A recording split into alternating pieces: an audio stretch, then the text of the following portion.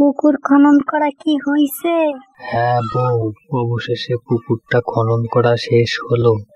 এখন তো পুকুরের পানি দরকার। দেখি রাতে বৃষ্টি হয় কিনা।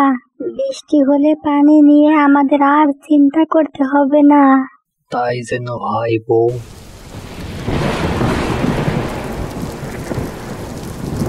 বলছিলাম না রাতে বৃষ্টি হতে পারে। আল্লাহ আমাদের মুখের দিকে তাকিয়েছে, বাহিরে অনেক বৃষ্টি হচ্ছে।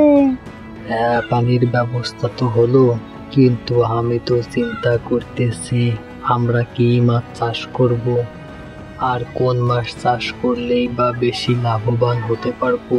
শোনো, আমরা তো মাছ চাষের দিক থেকে নতুন, তাই বলে কি রুই আর কাতলা চাষ করি। হ্যাঁ, এটাও করা যায়।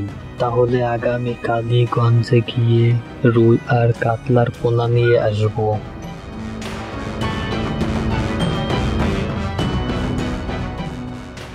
বউ, মাছের হাড়িটা দিয়ে যেও। হ্যাঁ দিচ্ছে।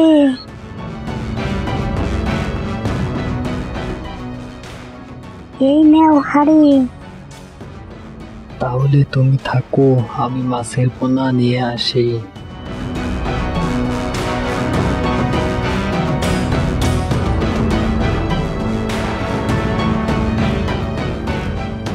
মাছের পোনা তো নিয়ে আসলাম, কিন্তু পোনার সাইজ মনে হয় একটু বেশি ছোট হয়ে গেল।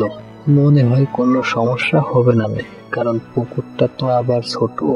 তাড়াতাড়ি পা চালাতে হবে। আবার ওদিকে বউ পথ চেয়ে বসে আছে।